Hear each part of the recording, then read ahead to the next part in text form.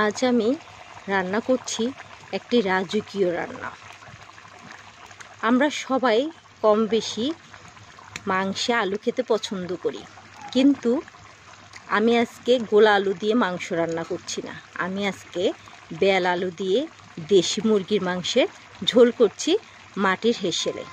আর রাজকীয় বলার উদ্দেশ্য এই জন্য, আমরা যারা মধ্যবিত্ত ও গরিব আছি, আমরা চাইলেও রাজা বাচ্চাদের মতো গরুর মাংস, খাসি মাংস, খাসি, রেজালা, পোলাও, কোরমা মাসে খেতে পারি না। বছরে একবার খেতে পারি কিনা সন্দেহ, কিন্তু আমরা চাইলে একটু মুরগির মাংস মাসে 2-1 বার খেতে পারি।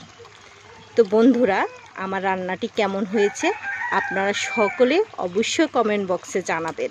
কথাই বলে আগে দর্শনদারি তারপর গুণ বিচারি।